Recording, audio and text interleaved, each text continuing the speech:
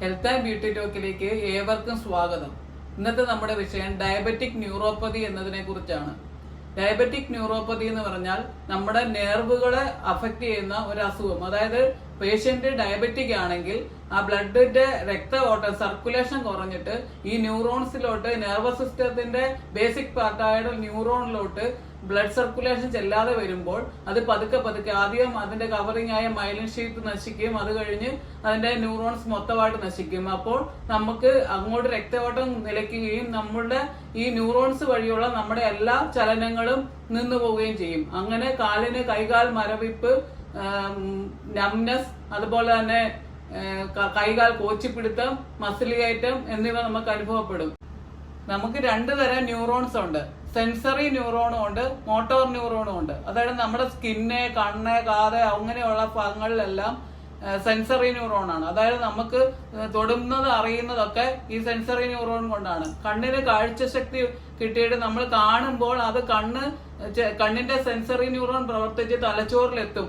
ആ തലച്ചോറിലെത്തുമ്പോഴാണ് തലച്ചോർ അറിയുന്നത്. അത് അപ്പോൾ മനസ്സിലായ സെൻസർ ന്യൂറോണിന്റെ ഗുണത്തെ കുറിച്ച്. അപ്പം അത് നശിച്ചു പോയാലുള്ള പ്രശ്നം എന്ന് പറഞ്ഞാൽ ഈ കണ്ണ് കാണുമ്പോൾ സെൻസറി ന്യൂറോൺ തലച്ചോറിൽ എത്തിക്കുമ്പോൾ മാത്രമേ തലച്ചോർ അറിയത്തുള്ളൂ എന്ത് സംഭവിച്ചു. ആ കണ്ട് എന്താ, ഇപ്പൊ ഒരു പാമ്പിനെ കണ്ടു, പാമ്പിനെ കാണുമ്പോൾ തലച്ചോറ് മനസ്സിലാക്കണമെങ്കിൽ സെൻസറി ന്യൂറോൺ പ്രവർത്തിക്കണം.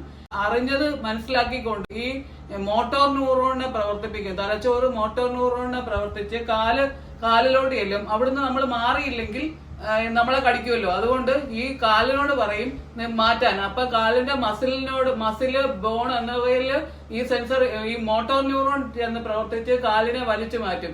അപ്പൊ അങ്ങനെയാണ് ഇത് പ്രവർത്തിക്കുന്നത്. അപ്പൊ ഈ ന്യൂറോണിന്റെ ഗുണം ഇതിനൊക്കെ ആവശ്യമാണ്, നടക്കുന്നതിന് ആവശ്യമാണ്. നടക്കണമെങ്കിൽ കൈ ഇങ്ങനെ നിൽക്കണമെങ്കിൽ ബാലൻസിലൊക്കെ നിൽക്കണമെന്നുണ്ടെങ്കിൽ നമുക്ക് നെർവ് വേണം. അല്ലാതെ നമ്മുടെ മസിലോ ബോണോ മാത്രം വിചാരിച്ചാൽ നമുക്ക് നടക്കാനോ നമ്മുടെ ഓരോരോ കാര്യങ്ങൾ നടക്കത്തില്ല. നെർവസ് സിസ്റ്റം വെരി ഇമ്പോർട്ടന്റ് ആണ്.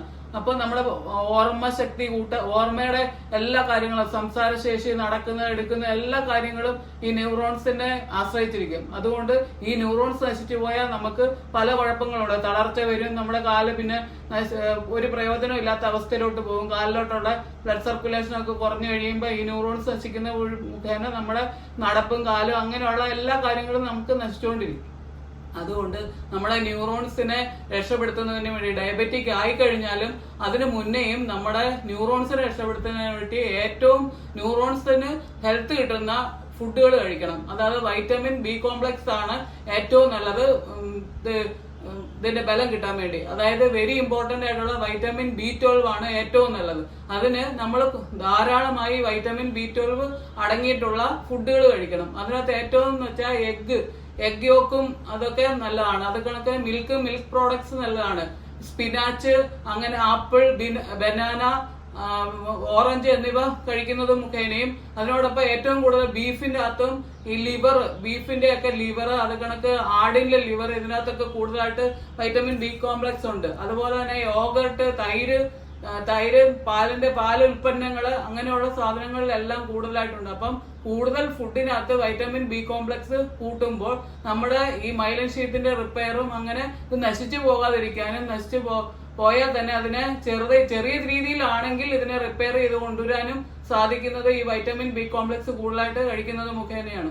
അപ്പൊ നമ്മുടെ ഫുഡിൽ കൂടുതലായി ഉൾപ്പെടുത്തുകയും ഇത് സാധിക്കാത്തവർ അല്ലെങ്കിൽ കൈകാല് കഴപ്പ്, ഈ ബ്ലഡ് സർക്കുലേഷൻ കുറഞ്ഞതിന് ശേഷമുള്ള കൈകാല് കഴപ്പും മരവിപ്പും മസിൽ കയറ്റവും അങ്ങനെയുള്ള കോച്ചല് പിടുത്തൽ അങ്ങനെയുള്ള ഇതൊക്കെ വരുന്നവർക്ക് കൂടുതലായി നമ്മുടെ ഡയബറ്റിക് തുടങ്ങിയാൽ ഉടനെ നമുക്ക് അതിനോടൊപ്പം ഡയബറ്റിക്കിന്റെ മെഡിസിൻ കഴിക്കുന്നതിനോടൊപ്പം കഴിക്കാവുന്നതാണ് ന്യൂറോബിയൺ ഫോർട്ട് എന്ന് പറഞ്ഞ മെഡിസിൻ. ഇതിനകത്ത് ഏറ്റവും കൂടുതൽ എല്ലാ സൈസും വൈറ്റമിൻ ബി ആണുള്ളത്. അത് ഏറ്റവും കൂടുതൽ വൈറ്റമിൻ B12, അതിനോടൊപ്പം എല്ലാ സൈസും പല സൈസ് വൈറ്റമിൻ ബികൾ കൂടിയതാണ്. B1, B2, അങ്ങനെ B9, അങ്ങനെ അതിനെയാണ് വൈറ്റമിൻ ബി കോംപ്ലക്സ് എന്ന് പറയുന്നത്. അപ്പം വൈറ്റമിൻ B12 ഇതിനകത്ത് കൂടുതലുണ്ട്. അപ്പം ആഹാരത്തിൽ കൂടുതൽ ഉൾപ്പെടുത്താത്തവർക്ക് ഇത് കൂടുതലായിട്ട് വരും. ഈ ബ്ലഡ് സർക്കുലേഷൻ കുറഞ്ഞത് കൊണ്ടുള്ള മരവിപ്പൊക്കെ കൂടുതലായിട്ട് വരും. അപ്പൊ ഏറ്റവും കഴിക്കാവുന്നതും വില കുറഞ്ഞതുമായ ഒരു ടാബ്ലറ്റ് ആണ് ഈ ന്യൂറോബിയോൺ ഫോർട്ട് എന്ന് പറയുന്നത്. ഇനി ഇതുകൊണ്ടും മാറുന്നില്ലെന്നുണ്ടെങ്കിൽ നിൽക്രാമ്പ് എന്ന് പറയുന്ന ഒരു മെഡിസിൻ ഉണ്ട്. അതിൻ്റെ അകത്ത് കൂടുതലായിട്ടുള്ളത് വൈറ്റമിൻ ഇ ഉണ്ട്. അപ്പൊ ഇതിനേക്കാൾ കൂടുതലുള്ളത് വൈറ്റമിൻ ഇ ഉണ്ട്, മഗ്നീഷ്യം ഉണ്ട്, വൈറ്റമിൻ B12 ഉണ്ട്, അതിന്റെ കൂടെ തന്നെ L-കാർണേറ്റ് എന്ന് പറയുന്ന ഒരു മെഡിസിനും കൂടെ ഉണ്ട്. അപ്പൊ അതുകൊണ്ട് ഇതിനേക്കാൾ കൂടുതൽ കുറേയും കൂടെ ഒരു എഫക്റ്റീവ് ആണ്. പക്ഷെ ഇത് മെഡിസിനോടൊപ്പം, നമ്മുടെ ഡയബറ്റിക് മെഡിസിനോടൊപ്പം കഴിച്ചു പോകാവുന്ന ഒരു മെഡിസിൻ, പിന്നെ അത്യാവശ്യ ഘട്ടങ്ങളിൽ മാത്രം കഴിക്കാവുന്നതാണ് ഈ നിൽക്രാമ്പ് എന്ന് പറയുന്ന മെഡിസിൻ. പിന്നെ നമ്മൾ ഡയബറ്റിക് ആയിട്ടുള്ള പേഷ്യൻസ് ഈ കൈകാലുകൾ ഓഞ്ഞു പോകുന്നതിന് കാരണം എന്ത്, മസിൽ കയറ്റം കൂടുതലായി വരുന്നതിന് കാരണം എന്തെന്ന് പറഞ്ഞാൽ, നമ്മുടെ ഡയബറ്റിക് എന്ന് പറയുന്ന അവസ്ഥയിൽ പാൻക്രിയാസ് ആണ് ഇൻസുലിൻ ഉൽപ്പാദിപ്പിക്കുന്നത്. അപ്പം ഈ പാൻക്രിയാസ് ഫാറ്റ് കയറി അടയുമ്പോൾ ഈ പാൻക്രിയാസിന് ഇൻസുലിൻ കൂടുതലായിട്ട് പ്രവർത്തിപ്പിക്കാൻ പറ്റാതെ വരും. അപ്പൊ ഇൻസുലിൻ കുറയും നമ്മുടെ ബോഡിയിൽ. ഇൻസുലിൻ കുറയുമ്പോൾ ഇൻസുലിന് ഈ ഷുഗറിനെ വിഘടിപ്പിക്കാനുള്ള കഴിവിനോടൊപ്പം അതിനോടൊപ്പം നമ്മുടെ മസിലിന്റെ അകത്ത് പ്രോട്ടീൻ സിന്തസിസ്, നമ്മൾ കഴിക്കുന്ന ആഹാരത്തിലൂടെ ചെല്ലുന്ന പ്രോട്ടീനെ നമ്മുടെ മസിലിന് ഉപയുക്തമാക്കണമെങ്കിൽ ഇൻസുലിൻ വേണം. ഇൻസുലിനാണ് പ്രോട്ടീൻ സിന്തസിസിന്റെ കഴിവുള്ളത്.